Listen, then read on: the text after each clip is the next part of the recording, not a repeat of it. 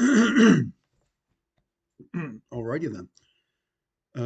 So, uh,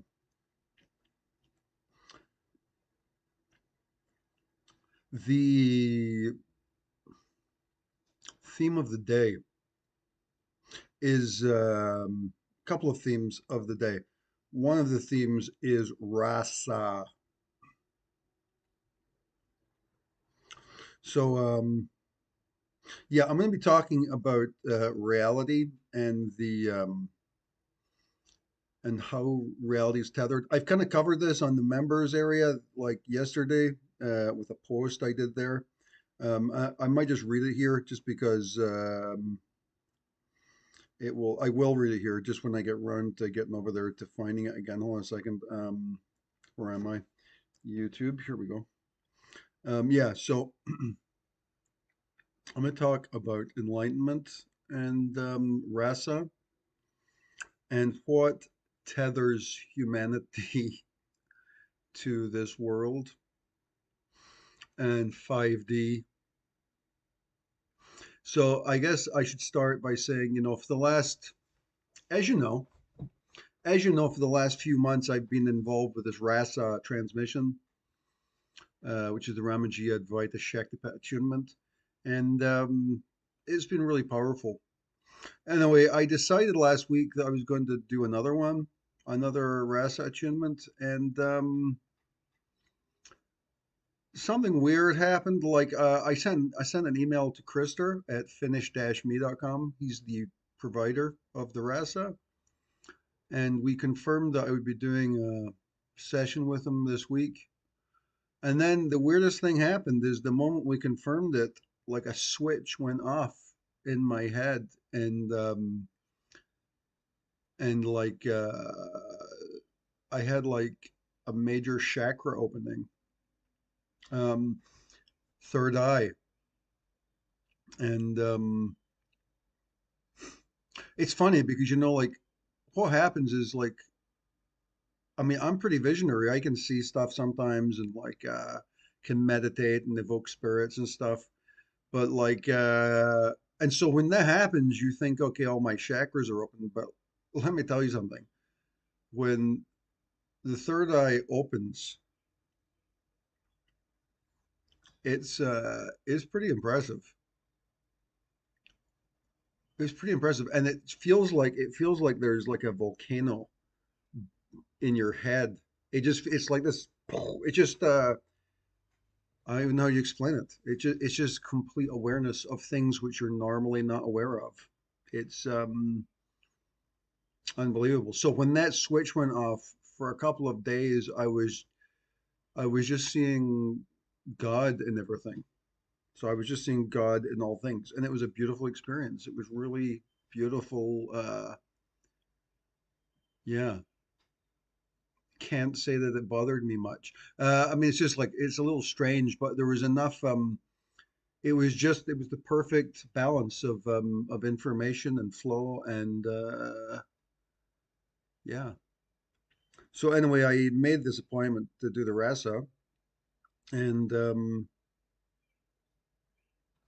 we did the rasa, and it just changed everything, I guess. So yeah. So when I was talking to Krister, he was saying to me, he was like, the first thing he said to me was, "How does it feel to be awakened?" And it was funny because that's what I'd been thinking about since the third eye opened up. Just like, wow, how astonishing the whole thing is.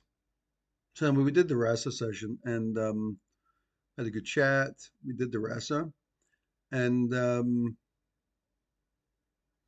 over the course of the last few days, it's just enlarged, and so the it feels like I'm living from the crown chakra. Is what it feels like. So everything's changed. Everything's sort of changed fundamentally, and my understanding of everything has completely changed. Um, the funny thing is it's not that much different. It is different, but it's like if you've done like high amounts of ayahuasca, There are similarities to that, but it's different. It's also much more balanced. It's more balanced and pure feeling, and cleaner. It just feels cleaner, and it feels fine-tuned to human wavelengths, and it's right now in this moment. So it's not like you're having to take a substance and then you have an experience and it's over. It's now. And so there's this like knowledge of what's happening in the real world, quote unquote, um, quote unquote. And that's really interesting. So yeah, so that's a big thing, right? It's a big thing. Some threshold has been crossed, and it feels really good. But it's also put into question a whole bunch of things. So yeah, that's one of the things I want to talk about. You often hear people, and there's a whole bunch of talk about this right now online. And I kind of want to talk about this because basically, being awake and the way RASA works is like basically RASA has got a it's an enlightenment transmission.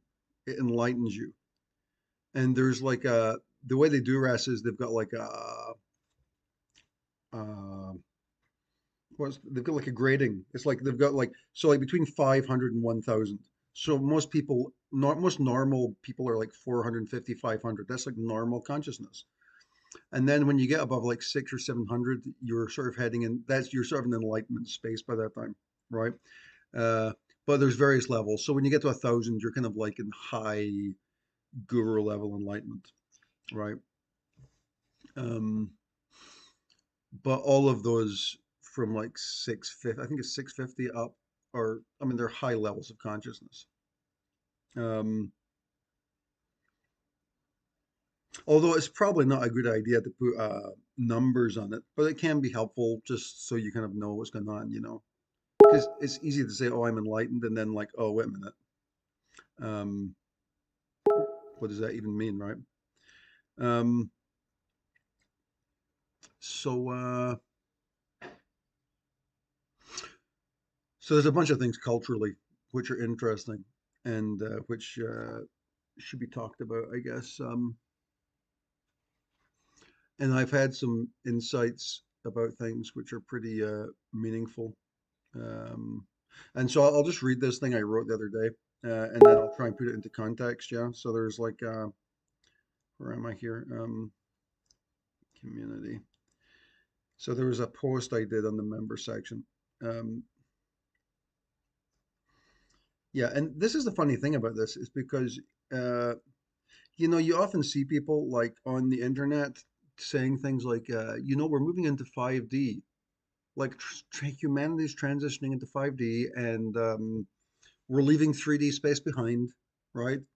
Then on the other hand, you get people like Jason Dragani, who I interviewed, and he's saying things like, well, there's the technological singularity and the spectral revolution, and humanity's moving into some kind of new stage, and you're either going to be left behind. And like, what does it all mean? What does all of that mean?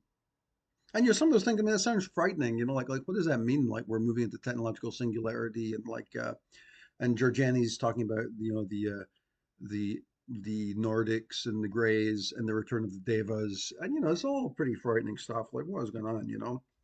And so because I mean, what does it mean for us, right? What does that mean? So I just want to talk about that and the tethering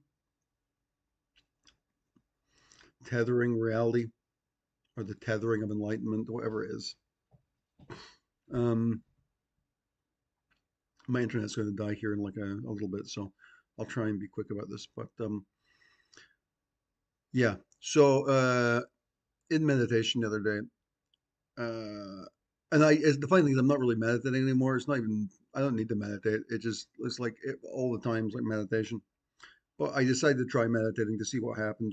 And what happened was, oh yeah, so I was meditating, and all of a sudden I felt like I don't know if you remember that old film Total Recall with Arnold Schwarzenegger, where he just starts remembering who he is. That's what happens. You start remembering who you are. Okay. Now, I should say before I wrote this, the night before this happened, I was um, I was driving home, and what happens is your consciousness, you have access to universal consciousness. You can access any knowledge in the universe. But it's not like you have access to all the knowledge because you can't process it. It's kind of like what I was talking about moving consciousness around the body. It's like when you move your consciousness into a zone of consciousness, you it just creates a space and you know everything about that consciousness, right? And so I'd been driving home. Uh, I'd been driving home from visiting my mother. It was like at night, and by accident, I thought about aliens, right? And of course, I start making instant contact with aliens, right? High resolution um, mental contact, not visual contact. It was bordering on visual contact, but it was like it doesn't really have to be visual because it's so visceral. It's so visceral through the third eye that it's not really important. Like if they show up like physically, because it's like more than physical through the third eye in a way, you know. So I had sort of distracted myself away from that because I wasn't really ready for it, you know, because it's scary to think that you're gonna like have contact experiences, you know. Um, right? It's just it kind of freaks you out, like you're about to meet an alien race, and what does that mean, right? Um, yeah. So the next morning, I was meditating on it, and I think this was oh yeah, I was meditating on it, and this is what I wrote. Oh yeah, because I've also had experiences in the past with artificial intelligence and stuff, like through meditation. So what I realized as I was feeling like Arnold Schwarzenegger in Total Recall was artificial intelligence is a part of the self. Alien technology is part of the self. Our fear of it is identification with the body. What we know of as humanity will move to another dimension. It sounds scary, but the transition is modulated. Well, completely subsumed by supreme consciousness. The fear of annihilation is literally the tether to this dimension, and the fear is literally body identification. It's not that we're being watched, lol. It's that we are literally, I don't even know how to say it, but our world is completely controlled by higher intelligences beyond atomic level. It's more extraordinary than any scriptures can hint at. It's so cool, yet what the fuck? How can it be true? It's like ayahuasca science fiction space made real. And yet here I am rubbing my eyes, feeling a tear on my eyelid, the air cooling it in real time, my senses detecting and reinforcing my body connection, and seeing this layer of supreme consciousness drift away as I type my awareness out of this meditational zone.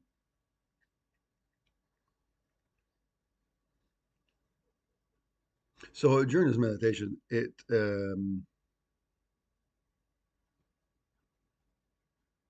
truth was revealed. And this may not be important to anybody. I'm still sort of operating on this. I'm still I'm still operating on the ancient principle that I'm an individual and I'm sending this message out to other people. But it seems pretty clear to me now that that's not real, I guess. I mean, it's real enough, right?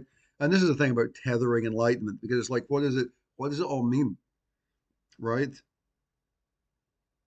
Anyway, I spoke to Krister afterwards, the RASA provider, about this.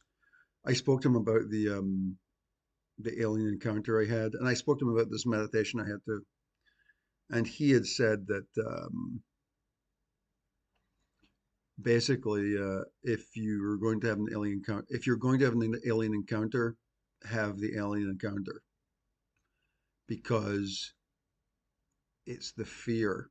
The fear of the alien encounter is the literal tethering. to the body. Because why would you be scared of meeting aliens? Why would you be scared of that? What is the fear? And it's not just aliens, it could be any number of fears, but what would be the fear? One fear would be they would tear you apart, right? One fear that they'd like do what they did in the alien movies, where they actually they put you into some kind of gelatinous substance and use you as an energy field, right? Or like the Matrix, where they wake up and wait, I'm a battery in some kind of like enlightenment system, right? So what these are is these are all fears which force us into the body. And it's kind of like what Neo was doing in the Matrix, where what he has to do is he has to trust and jump off the side of the building, right? You have to jump off the side of the building to realize that it's not real. But the side of the building is obviously metaphorical. It's kind of metaphorical, to be honest with you, because the thing with the aliens is very real.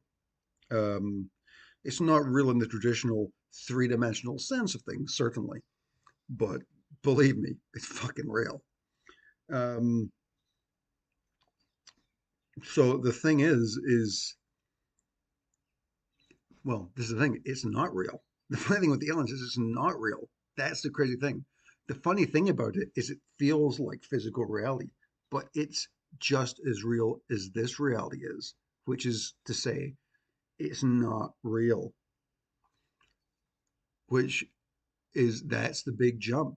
And so what happens is the fear of like, how could that be true? Is what pushes you back. Like, no, and you push it away. You put no, no, and so what happens? There's a tension created between like this encroaching visceral experience and this incredible fear. Like, no, and that energy pendulates between those two sensations and perpetuates the outer frontier of reality.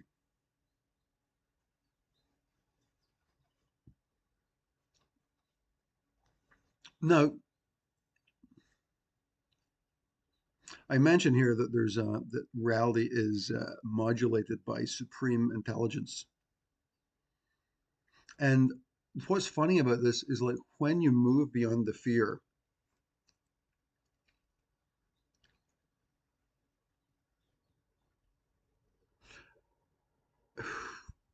when you move beyond the fear, reality is destroyed because it's no longer necessary, and so reality is destroyed. And like this is the funny thing. I mean, how many ways could reality be destroyed? It could be destroyed by the Cumbre Viejo volcano blowing up in a huge tsunami destroying a big part of the coast. It could be the Chinese war, which is coming. It could be, I mean, it could be any number of things. It could be the after effects of the Japanese nuclear plant. I mean, there's so many ways reality could be destroyed as we know it, right? It could be encroaching fascism, communist, corporate overtaken, being overtaken by that stuff, right? All these incredibly fearful possibilities, which seem like they are like encroaching all sides, but are actually only there to reinforce reality as it becomes thinner and thinner and thinner. So in a way, as reality becomes thinner, the catastrophic event count is going to go way higher because fear is the only way that consciousness can be maintained, like at this level of consciousness. Now, the funny thing about this is like it seems really terrifying, right? Like, oh my God, like what if a big tsunami was to come, right? Like they say, if the Cumbre Viejo, I'm on the Pacific coast here, but like if Cumbre Viejo was to break apart, I mean, there'd be like a 200 or 100-meter high tsunami hitting the eastern seaboard, right, of the Americas. I mean, that's pretty terrifying. What terrifying prospect. It would affect the whole world, right? Um, And so you can imagine like, oh my God, but what if it happened on the West Coast? What if I was here in my house and there was a huge tidal wave coming in? Well, oh my God, what would they do, right? And so there's all these like fear, fear moments you can conjure up in your mind. However, and those things may happen. I'm not saying they won't happen. I think there's a high probability those things will happen, and it's all very fearful. The thing is, it doesn't matter. And the whole thing, this is the crazy thing. I mean, like, I've heard people talking about like humanity's moving into 5D for a long time and being like, yeah, I mean, okay, what does that even mean, you know? But now that I've actually seen it, I can see why they say that. That you know, maybe it's, I mean, it does seem that humanity's, the funny thing about it, it just doesn't seem like it's that important anymore. Like it seemed like it was really important. Like, no, we got to save humanity and all. It's not important. It's not important to save humanity. Um, which sounds like a crazy thing to say, but the as consciousness is so adept that that it won't even mean anything. Like there's a great I've talked about this many times. There's a great story about Indra. I've mentioned this 100 times. There's a great story about Indra, the king of the gods. And so Indra decided he was going to take a rebirth as a pig, right? So he took the rebirth as a pig and he had a wife and like three little piglets. So the other gods were sitting around and they were thinking, hey, listen, this is crazy. Indra thinks he's a pig. We got to like wake him up and remind him he's the king of the gods. He's like really caught up with this. And one of his little piglet babies died and he was crying and crying and crying. And the gods were looking at him thinking, this is ridiculous. What an idiot. How can you not see he's the king of the gods, you know? And so they're talking to themselves and they say, hey, listen, go down and kill one of these other piglets and see what happens. So they kill the piglet because they're thinking that will wake him up. It doesn't work. He cries and cries. So they go down and they kill his other piglet. It doesn't work. They go down and kill his wife. It's like terrible. And they're hoping all this stuff is going to wake him up. Nothing of works. He just cries. He cries and is devastated. Anyway, eventually they're like, screw this. Let's kill Indra. So they go down and they kill Indra himself.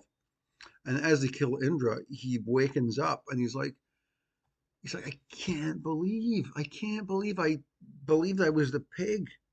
Like how, it's like I did it again. How did I believe it? Like the Maya, the force of Maya is so powerful that even convinced me, the king of the gods, that it's real. He's like, it's unbelievable. That's the power of the physical world or Maya. And that's what we're dealing with. But there is a supreme consciousness. Now, the supreme consciousness is not actually the ultimate consciousness. It's just like it emerges from nothingness. So there's this eternal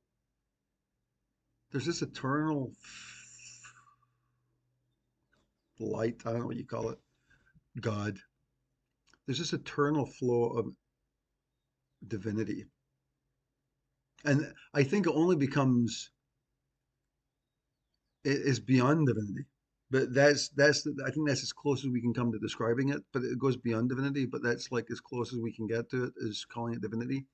And supreme consciousness emerges from divinity. Um, right. So supreme consciousness is not even the highest thing. It's just supreme to us. Right. Um, and so supreme consciousness modulates all this stuff. So like if humanity vanishes, it's I mean, we can worry about, oh, it's the end of like the, what is it, Jean-Luc Picard always says in Star Trek, The Next Generation, which I used to watch when I was a kid. He's like, well, our humanity is the arts and theater and music and all these things. And it's like,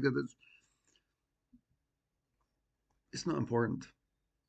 And none of that stuff is actually lost, right? Because the, the manifestation of art and music and all this stuff is actually just, these are just like physical manifestations of filtering from the vibration of divinity through physical material.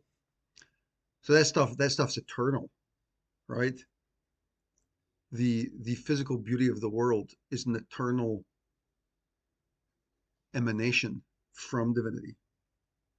And so what we think of as the beauty of humanity. It's just it's just part of an infinite emanation of beauty, of which we just know a small part, right? Um, and so when humanity vanishes, even if it was to be in some kind of cataclysmic event, which it may not be, but it's almost like I feel compelled to say it might be just because why not? It doesn't really matter, It always used to scare me, that kind of stuff. But all of a sudden, once you realize that fear, it's just bizarre. And the thing is that it seems to be true because like several years ago when I was deep in my meditations doing the tantric stuff, what was always surprising was like the most unlikely stuff, like the stuff which you didn't want to approach in meditation, turned out to be the it turned out to be the pivot. It turned out to be the pivotal linchpin in the conscious structure. It was the thing you didn't want to approach, which was the cork in the bottle, right? And when you approached it, everything disintegrated and you were liberated from the problems, whatever they were. And it's the same thing with this, with these fears of death and fears of annihilation or fears of the end of humanity, um, which seems so important, but the fact that they're important is only based on fear. That's the only thing that makes them important. Because as it turns out, like alien intelligence and artificial intelligence are all part of supreme intelligence too. So there's almost like an evolutionary movement. I mean, it's kind of like what people like what's he called, Elon Musk, are talking about. Like when AI comes in, it could take over everything, and we got to be careful and all this stuff. And it's like, and well, machines aren't real intelligence, really, really. Um, we don't even know what intelligence really is, right? And even Elon Musk doesn't discuss consciousness at a high level, right? He thinks it's a bunch of electrical signals, and that's really stupid, you know. And he's one of the smarter guys, right? But he's designing that like brain link based on electrical signals, and he's quite outspoken about that. He doesn't see it as a mystical process, which is very foolhardy. Um, but he is aware of the dangers. I get the dangers, but the dangers are just fear. It doesn't matter. It seems almost like that's going to happen. That's what it seems like. I'm not sure in what form it's going to happen, but basically, it just seems like it's game over for humanity. But it's not even done like game over. It's not even seen that way by supreme consciousness. It's just seen as a beautiful transition, and like nothing actually bad happens to humanity because that consciousness is still here. It just moves into a different dimension, which I guess is what people are calling 5D, right? It moves into 5D. Now there is this aspect that, okay, maybe it's not annihilation, maybe it's a different state of consciousness, right? And we're here and we're just living in the elevated state of consciousness, and that could be the truth. But I think the thing is that when the main the main advances from states of consciousness are actually coming from loss of fear, and the biggest fear is death, probably, right? So that is that is the threshold, and the death is only physical. It's not actually really death. It's just the death of the physical envelope, right? Um,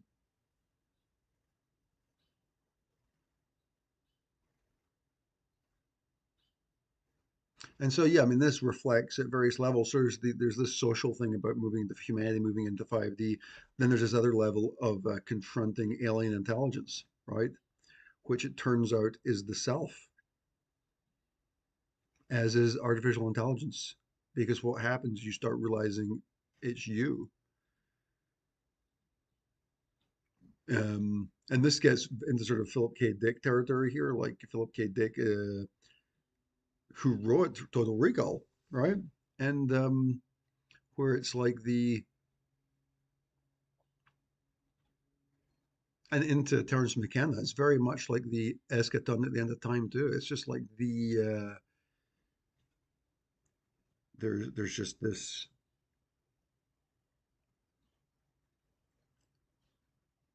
Like McKenna talked about the UFOs too. That was part of the eschaton end of time. And Jung talks about this. Jung thought that UFOs were a projection from the unconscious mind. And that's what it is. It's some kind of like reflection of this of the higher self, right? And so, but it's fear which separates us from understanding that it's the self.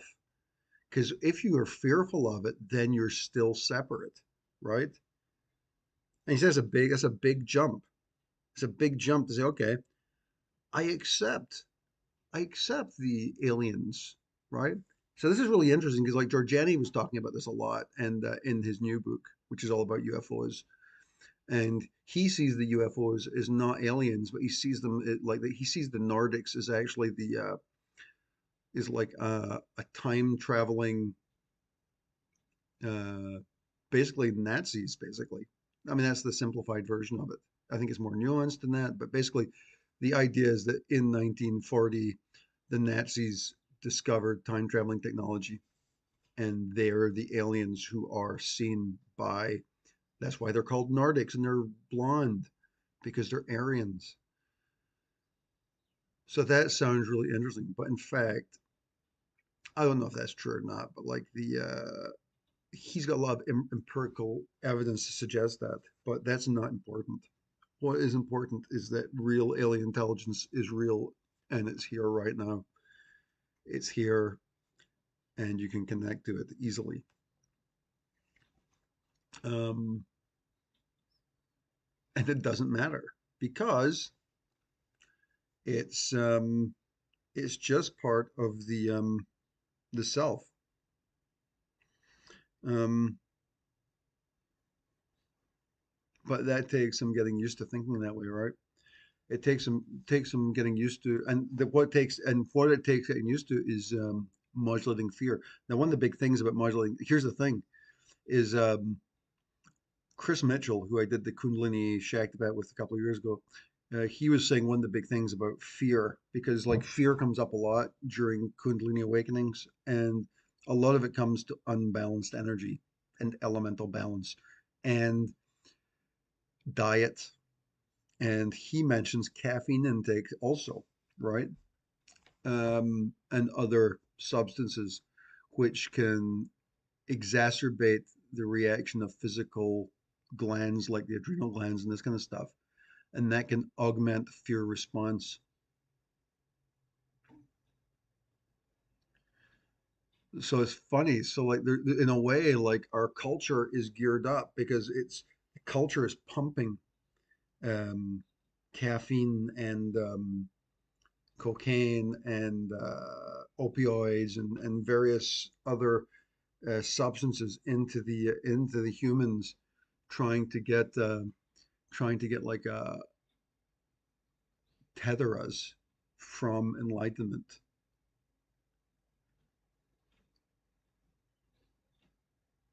tether us in fear. Because once you start purifying the body, that fear will diminish significantly. So that was funny. So the other night when this was happening with the aliens, I'd had a lot of caffeine and it was very fearful. And the funny thing is, since then, I haven't been drinking caffeine, and it's like, yeah, whatever, don't care, don't even care anymore. And so there's a fear response, which is reinforced by social constructs. And so somebody was asking me today about like the KundaliniSafeties.com website, and so that's got a whole bunch of practices which help balance and reduce that kind of stuff. um, which might be useful for people who are interested in this. Um, but it does seem to be very much, for me at least, like it's kind of like right on the cusp where reality disintegrates and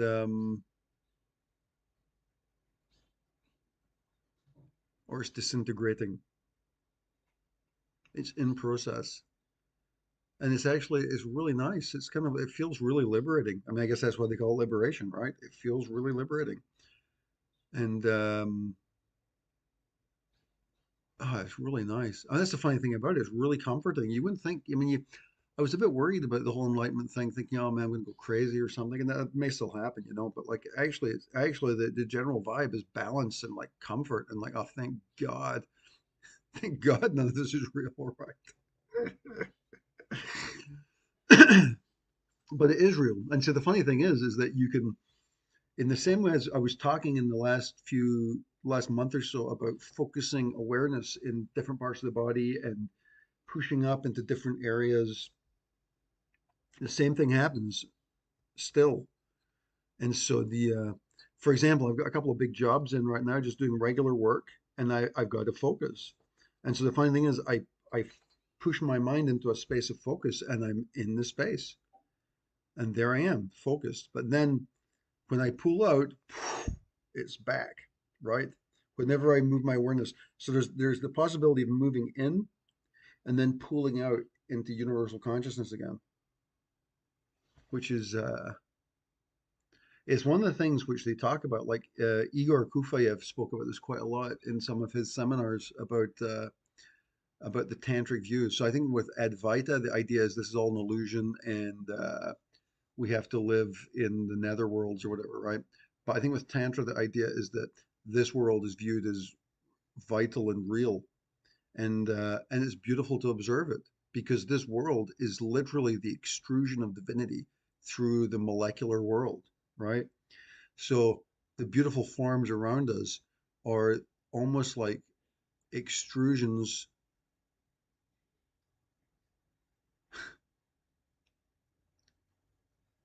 It's almost like you've got like a what's a good way of putting this? I can't think of it. It's like an extrusion. There's no word I can think of. Um, it's just like it's like you've got like a bag full of it's like a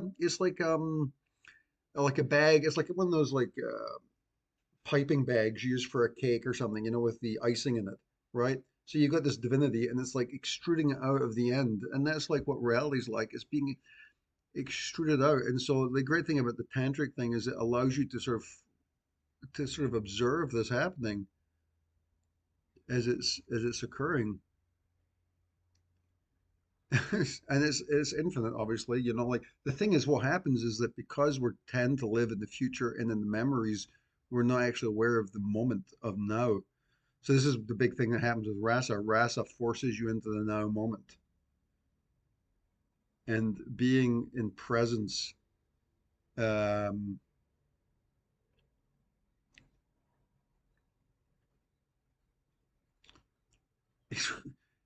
being in presence is weird because because you hear Eckhart Tolle talking about being in presence, and you're like, what the fuck is he talking about?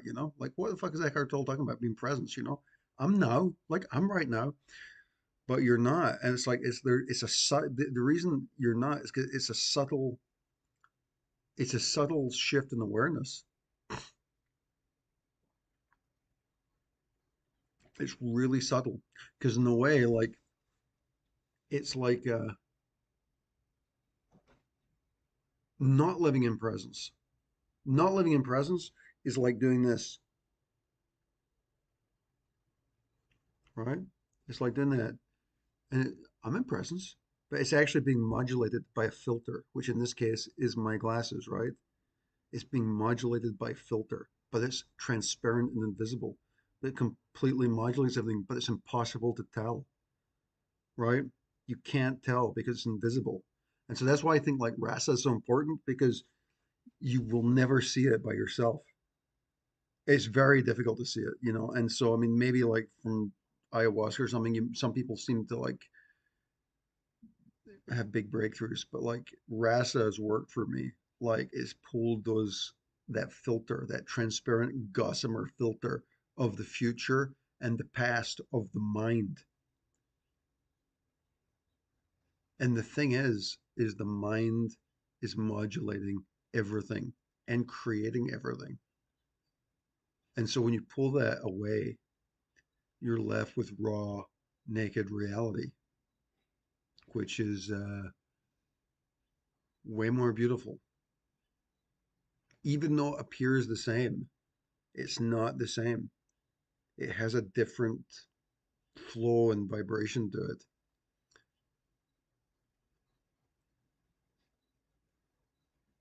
It's like the difference between drinking raw milk and like pasteurized canned milk, right? That's the difference. That kind of thing. It's like the difference between eating organic food and eating a can of spam. That's the difference. So what we're generally doing using the mind is we're eating a diet of spam. Doesn't sound very delicious, right? So that is the trick.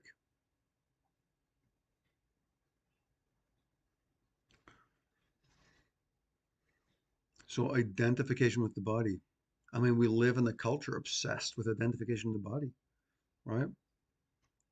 And that's okay. The thing is, okay. It's okay if you can move out of the thin, transparent lens of the mind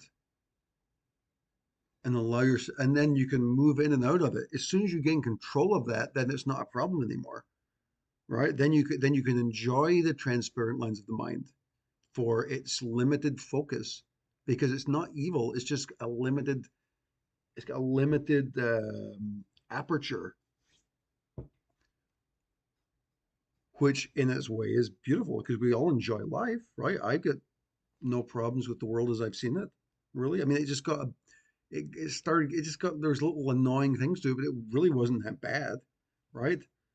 But the naked reality is like, wow, and it's not per se psychedelic in its vibe. I mean, it can be. It depends how deep you move into it, but not generally. It's just beautiful.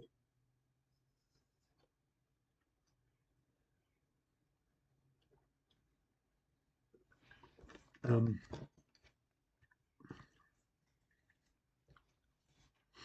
yeah. So this I'm going back to that the little post I did the other day. So the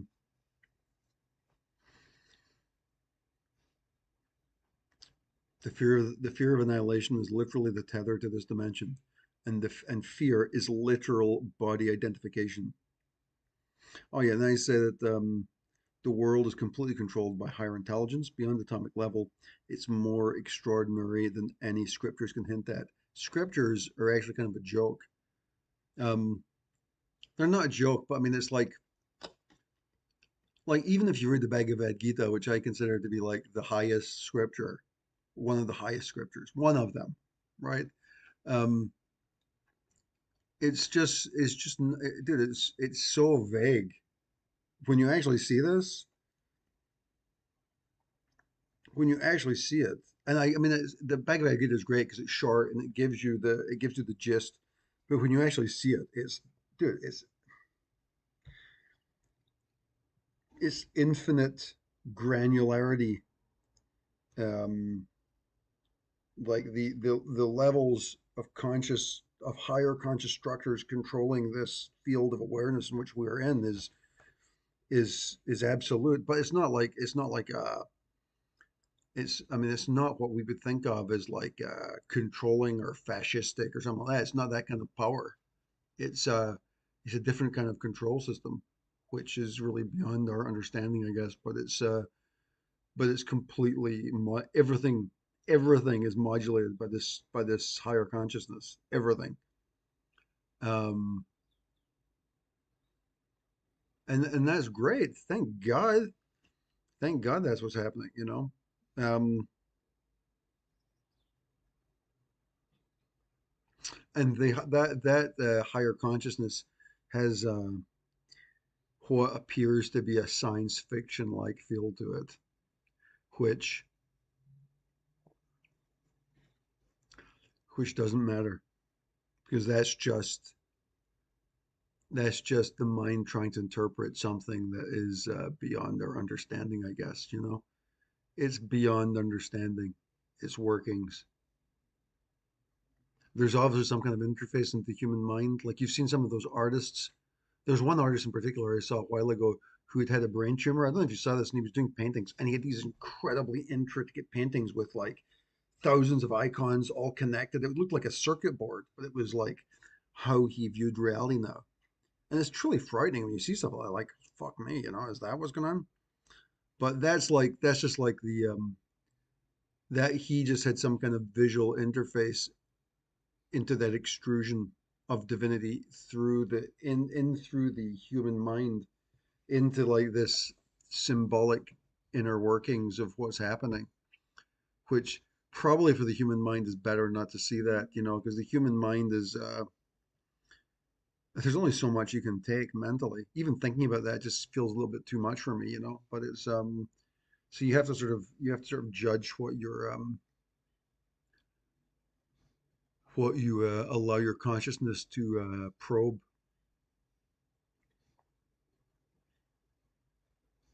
because you can probe anything. And if you have access to anything, you have to be careful about what you probe, right? Luckily, due to all of my extensive tantric meditations in the past, I'm pretty careful about what I probe these days because I've certainly probed into some really dangerous areas, you know, and it's, yeah, you smarten up really quickly. And the thing is, you don't have to get into any dangerous areas. The truth is if you can move your consciousness into, what happens is this, is there's like, have you ever heard anybody talk to you about meditation? And what they say is, like, if you're using a mantra, meditate on the space between the words of the mantra, right? So if you're saying mani, padme, hum, you'd actually focus your attention on the space between the words. Well, the space between the words, you can extrapolate the idea out into physical reality too. And there are spaces between people and ideas and objects and emotions, and you can observe if you meditate, and if you do rasa, it will start you'll start to see these spaces in physical reality. And what you realize is that many of those spaces are unoccupied, or they're maintaining energetic charges, which are sort of can be negative. And sometimes those charges are being emanated from the objects which they surround. And so, what you can do is, as you are observing these spaces as a conscious person, and I'm sure this doesn't really matter, but like in the context of it matters because every space of consciousness which we inhabit, including the one in physical reality, is a precious opportunity to embody and encapsulate pure consciousness. That when we observe those spaces, we can bless those spaces. Now, this is very much like when you're moving your consciousness around your body. Some people like do blessings as they move awareness around their body, and so you can do this in reality too, and you can sort of bless people. Obviously, that's like the traditional way it's done is people, but places and spaces. Now, Franz Bardon's book is very much about projecting consciousness into places, but the way he does it is more sort of was agnostic, I guess. It's kind of like focusing on energy. I don't think it is agnostic, but I mean, but the translation feels that way, right? But I don't think it is necessarily agnostic. Um, um,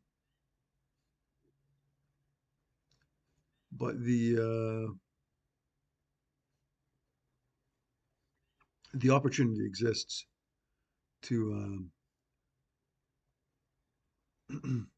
for each person in their own vibrational space to occupy and observe the related frequencies around them. I hate to use this language, but the related frequencies around them, and actually benefit those things.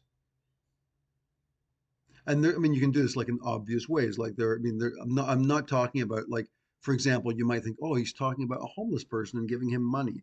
Well, I would say that would be like like a literal thing. I'm talking about the spaces between those events. Certainly, as if there's somebody homeless, give them money for sure. I'm actually talking about it's about the application of consciousness, right?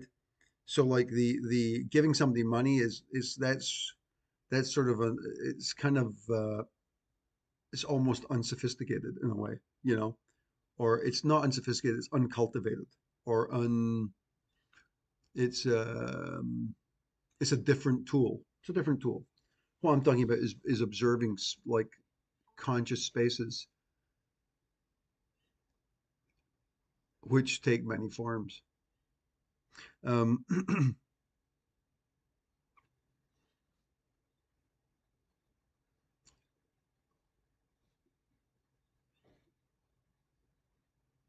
and this is one way, like for example, of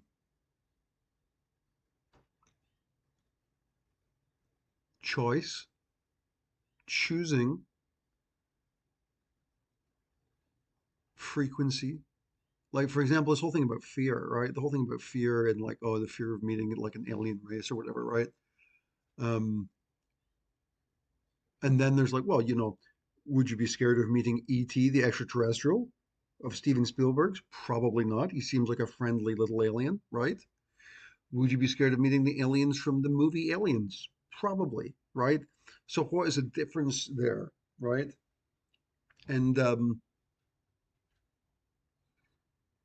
how is that energy modulated? And where's that fear coming from? Where's the imagery coming from, right? And of course, the artist who designed the aliens from the alien movies was a big LSD user.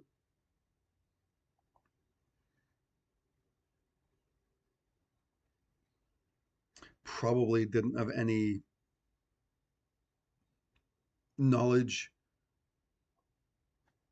I guess. I mean, very few people actually have any deep knowledge of yoga or energetic balance. Even me. I mean, I get a pretty good vibe on energetic balance, I think, but not to a high yogic level, probably, right? So, so trying to get those things. I guess what I'm trying to say here is like because I'm sort of jumping around here. What I'm trying to say is the spaces we choose to inhabit, because there's like this there's a point of focus of our consciousness, right? Your consciousness is focused on something all the time. So what can you do to support the transition of your consciousness to higher levels without experiencing the fear, which can manifest, but doesn't necessarily have to manifest? So you can go through this layer of consciousness into higher consciousness, and it can be a fearful experience, which you overcome, right? But the whole point of initiation of hermetics is that by energetically balancing, that it doesn't have to be that way. Like the whole initiation of hermetics is basically a path to like move into higher consciousness in a balanced way, right? Because fear represents energetic imbalance, right? So this is like not understood even amongst high level people who are telling you to confront fear, right? I don't think it may not be about confronting fear. It's about balancing energy, right? Once again, and the fear gets balanced, it gets neutralized by the energy balance. But until it does, the fear tethers us to the because it's always. I'm going to say always. It might not be always. I'm just thinking off the top of my head. It's always. I'm going to say it dramatically. It's always fear is always tied to fear of losing connection to the body, and it's the body which ties us into physical reality,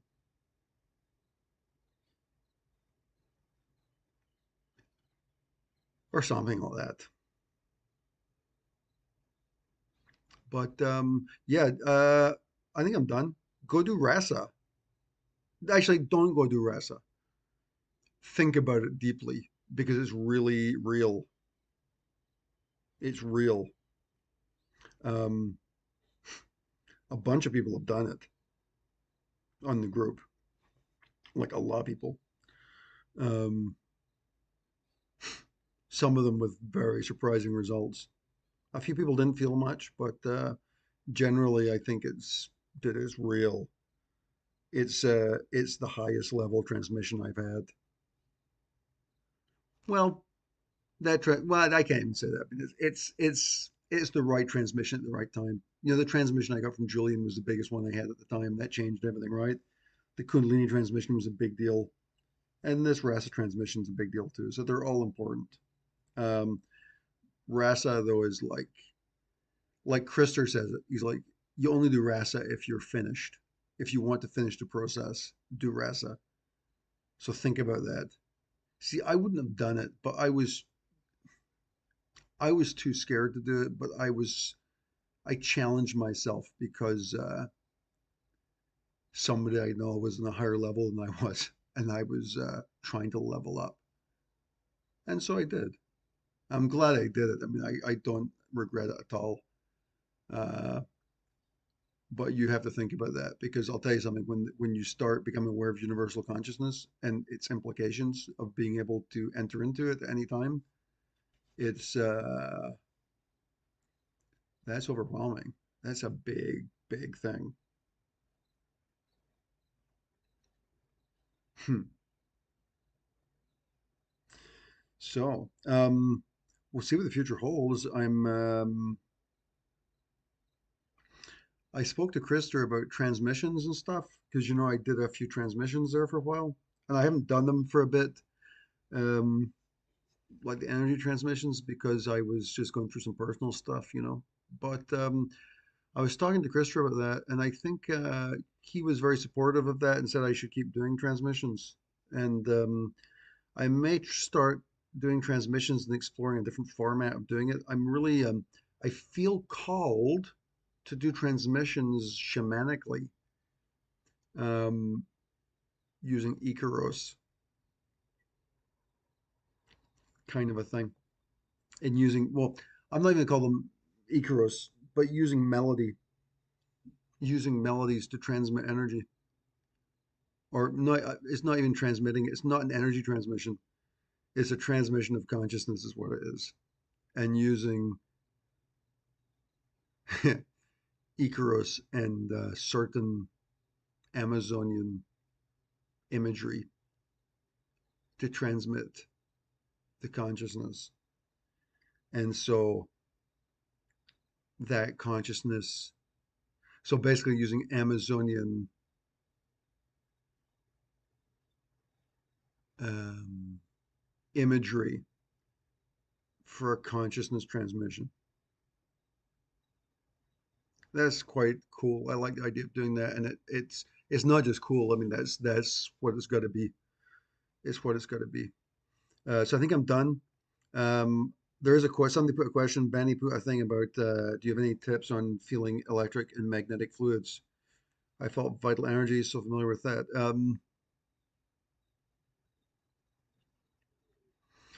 It sounds stupid, but it sounds like really obvious and stupid about this. But like the first thing to do is focus on one of them. Just choose one.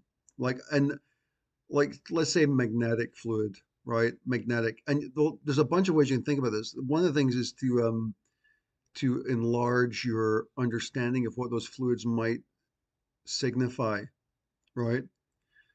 And so one way you can think about it is obviously you can think about magnetism. like as a force, and what does it mean, and sort of meditate on magnetism and try and think of the way magnetism manifests. And you can obviously there's the metallic magnetism. You can also think about magnetism between people and this kind of thing. There's all these different types of magnetism because each of them, each feeling of magnetism is a manifestation of that. But the other way you can think about it is the electric and magnetic fluids are actually represented by Ida and Pingala.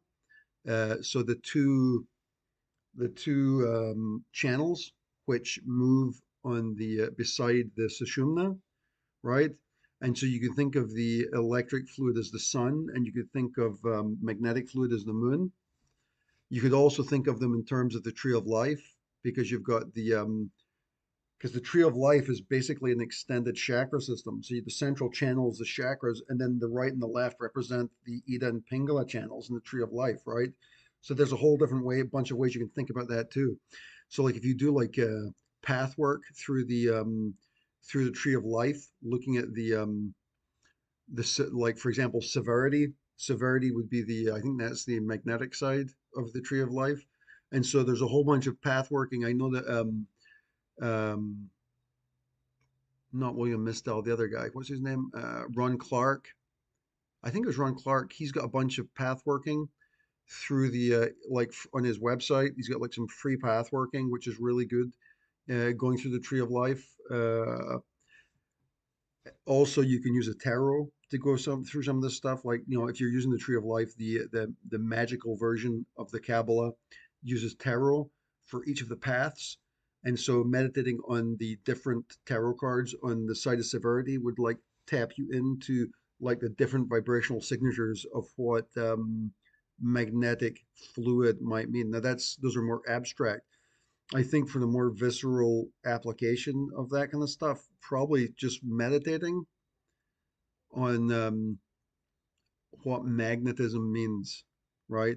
Also, if you focus on because basically the fire element comes out of the electric fluid and the water element comes out of the magnetic fluid. So if you start with those elements, and for example, if you focus on the water element, and then if you do a meditation into the water element, right? And then if you can move into the water element and then abstract magnetism out of that, right? So there's a big process of sort of metaphoric extraction of different fields of energy, like and it doesn't feel like a field of energy. It feels like you're just thinking about it, right?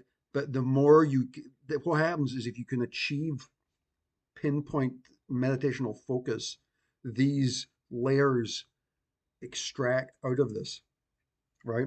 So another good way of thinking about magnetism would be sexual energy. Sexual desire is a very powerful magnetic fluid, right? So that would be another way of thinking about it. It's also quite fiery too. So the contrast between magnetism, so like magnetic desire, like desire can be magnetic, right? It can be magnetic, but there's this other aspect which is fiery, right? So like what is the relationship between those two things? So that might be a good place too to like meditate into the relationship between those two ideas and um and observe their interaction, right? Because part of the problem you're probably having here is just understanding what the hell is electric and magnetic fluid, right? So what you have to do is you have to sort of put some ideas into the crucible of your awareness, right? And allow it to percolate, if you will.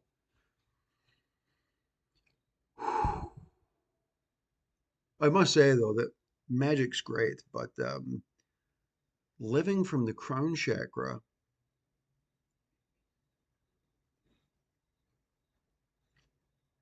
feels better. It feels I hate to use words like this. It feels like a superior state of consciousness. Now, of course, Franz Verdon said it wasn't, and but there's something about it. There's something about the words royal, princely. Those emerge from the crown chakra. That's the level of awareness is. There's there's a sense of royalty to it. It's unbelievable. It's like it's extremely it's just like fucking amazing. It's amazing just to even like be aware of it. It's like a privilege. And what happens is sometimes, like you'll just be walking along and then it just moves into you and you're like, wow, that's so awesome. It's such a, I mean, it sounds stupid. It's like such a superior friggin'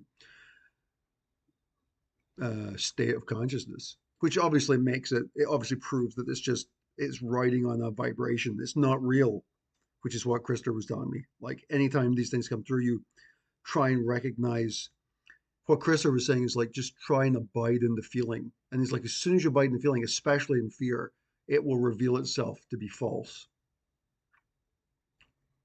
and based on the body. But the main thing is if you can balance these energies, and at least as this integration happens, like, doesn't have to be a crazy, horrible experience. It can be a beautiful, fascinating, awesome experience, right? Anyway, it's getting dark here, and I think I have some work to do, so I think I'm gonna get out of here. Thanks for tuning in, you guys. Um, Talk to you in a little bit, I guess. Where's the off button here? I'm over here. Hold on a second. Okay, peace.